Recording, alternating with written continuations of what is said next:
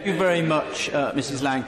I note that the group is a fairly hefty one. There are a large number of amendments, but I only wish to make 5 points, so I will attempt not to take too much of the House's time. The first point that I wish to address is the one that the honourable gentleman moved at the beginning of his remarks on parliamentary scrutiny. And there are a number of other new clauses and amendments which talk about producing a raft of reports, including the rather large number of new clauses from the honourable member, the member for Nottingham East. And what I really wanted to just throw out there is what that really adds to the process. It seems to me, as a Member of Parliament, I also, having talked to a number of my constituents, it seems to me that this House has spent a lot of time, as is appropriate, debating Brexit and all of the issues that flow from it. My right honourable friend, the Prime Minister, has been here on a number of occasions. My right honourable friend, the Secretary of State for exiting the European Union, has made a number of statements. And it seems to me ministers actually have furnished the House with a significant amount of information. And in the White Paper, which was published last week, which I read very carefully, there was a commitment, a reiteration of the commitment to bring forward the Great Repeal Bill, which will be very wide in scope and will enable Parliament to debate these matters. There was also the suggestion that it's very likely there will be primary legislation brought forward on immigration and customs matters. That, of course, will be debated by the House. Of course, I'll give way. For giving way. I would agree with him that there is a vast amount of information already coming out there. Would he agree with me, though, that even if that cooperative attitude were to change, there are plenty of mechanisms available to all of us in this place, both on the government side and on the opposition side, including urgent questions and the like, to bring ministers to the dispatch box to provide the kind of explanation which everybody here is expecting? And would he agree with me, therefore, that it's very hard to see how the opposition's proposals build or add to those mechanisms which are already available to all of us?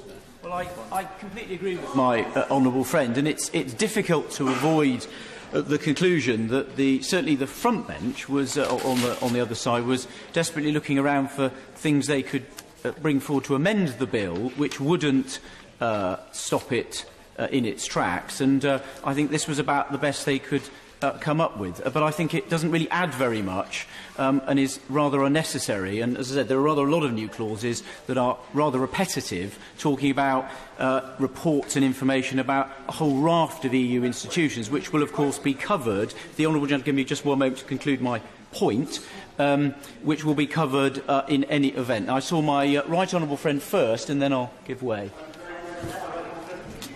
Actually, the effect, if not the intent, of the opposition new clause would be to make all these matters justiciable and therefore bring the courts into the question whether the government's reports were sufficient and indeed whether they were appropriate. My right honourable friend makes a very good point. Once you put things into primary legislation and you set out the nature and terms of the report, as we have seen, it will be justiciable and it will allow people to then go off to court and argue. They may be successful, they may not, but they will certainly be able to argue that what the government has brought forward isn't adequate, and we will then have a continuation of the legal arguments that we have seen. The honourable gentleman.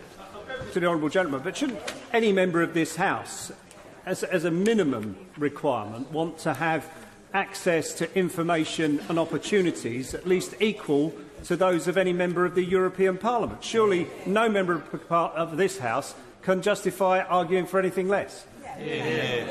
Well, I think the point I was making, and I think my honourable friend, the member for Weston-super-Mare, was agreeing that there are already well-established mechanisms in this House for ensuring information is brought before members. And indeed, if I just simply judge my right honourable friend, the Prime Minister, my right honourable friend, the Secretary of State, by what they've done so far, it seems to me they've been in this House frequently talking about Brexit. I fear by the end of this process, certainly the general public will, I think, be willing it to end very quickly, and indeed maybe even members of the House, of course.